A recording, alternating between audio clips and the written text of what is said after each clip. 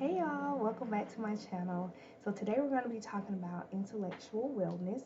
And when I think about intellectual wellness, what I think about is expanding my mindset, expanding my knowledge base, moving from a place of complacency to curiosity, being curious versus complacent.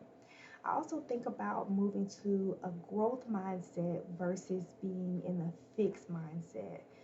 The concerns about the fixed mindset is that you believe that you will be as you always have been. So you believe that I was born into this knowledge base, this is my cap, this is my limit, and I can't go above that. Um, and in a growth mindset, you say, well, I may have been born this way, but I can learn, I can grow, I can take a course, I can learn more information. I can listen to a podcast, I can listen to a YouTube video and learn and grow and expand and learn a new skill and apply that new skill.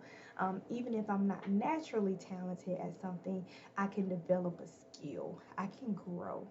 Okay, the fixed mindset, it puts you in this box and it says, as you are now is how you'll be. You can't change.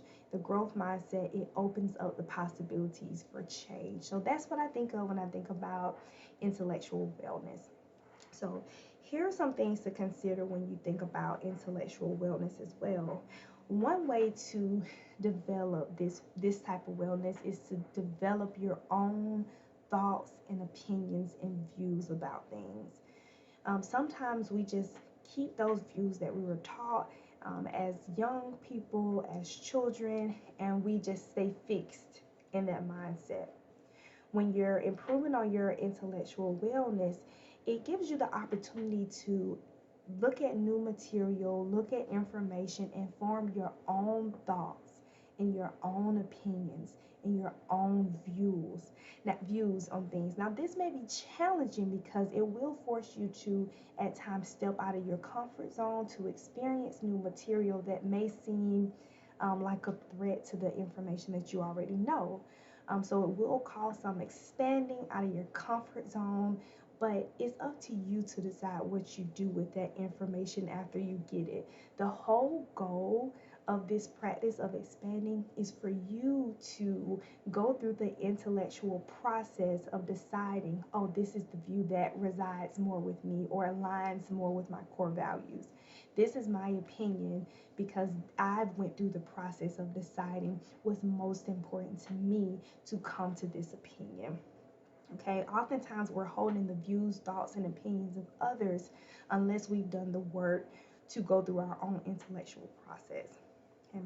Another thing to consider here is that you have to sometimes expose yourself to new experiences. So, for example, if I am like, I really want to paint, painting looks really cool, but it's like, no, I never went to go paint before, I don't know how to do it, I won't be good at it, and that keeps me in a box. But if I expose myself to a painting class, I'm expanding my mind, I'm expanding my experiences, and I'm expanding my psychological flexibility. I'm telling my mind, you can do new things. You can try out new things. You can do things and you don't even have to do them in a perfect way. You can do things and you can suck at them, but just do them. Just have the experience. Don't say to yourself, I can't do this because you're going to end up believing yourself. Okay, so you have to sometimes expose yourself to experiences, even though you have those preconceived fears about not being perfect at it or not being the best at it. Of course, you're not going to be the best at it. You're doing it for the first time. Of course, you're not going to be an expert at it the first time you do it. Experts come with like 1,000 hours of practice with something. So it's up to you to decide, okay, I want to become an artist. Let me put more hours into these classes so that I can develop that skill. But you never get that opportunity to develop it unless you try it, unless you take the first step. And this will also help you with the first point I mentioned, um, developing more so of who you are and your identity as a person. What's more important to you? What do you like? What is your opinion on art? And just different topics, developing yourself and your identity. Now, here are some ways that you can um, start practicing intellectual wellness on a daily basis. One is reading, taking a course, take a class, teach. Now, I want to expand on this one because when you learn something, that's one step. But when you turn around and teach it, you're expanding your knowledge base and your mindset because you have to understand things at a deeper level in order to teach it. So that expands your mind. Okay. I mentioned a term earlier. It was called psychological flexibility, right? And this is a scientific fact that our brains can expand, right? So just imagine that your brain now is like a highway, right? So you have different like neural pathways going all over the place, going over here. It doesn't have to be the same highway for 40 years.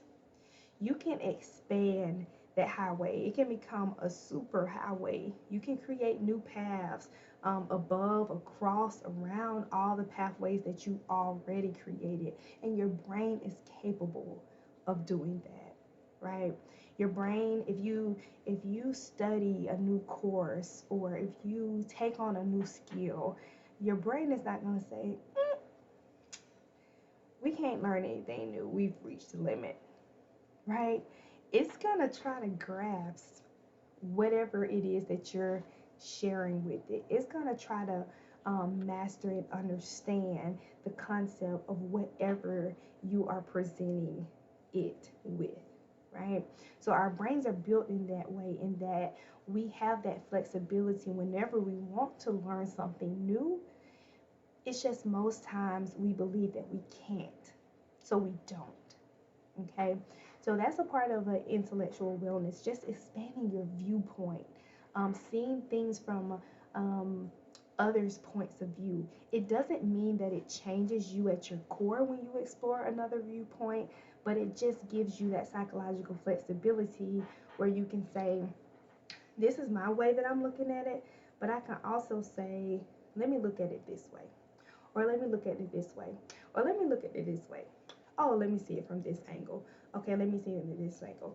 I'm still here in my core beliefs, but it just gives me a better advantage in my spaces if I say, okay, I can understand where you're coming from when you say that. Or, okay, that makes sense. Or if you're a leader of a team, it may be important for you to understand where the members of your team are coming from, even if their ideals are different than yours. So that way you can implement strategies and you can implement programs for the betterment of all the members of your team versus just making a program from your point of view. Okay, so you see how that can help you in everyday life. So other ways that you can increase your intellectual wellness is to just make sure that you're keeping your mind engaged. Some people do it through like the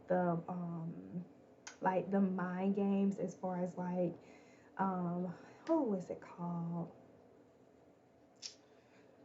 where you have to solve problems and then it takes you to the next level, like fun intellectual games in that way.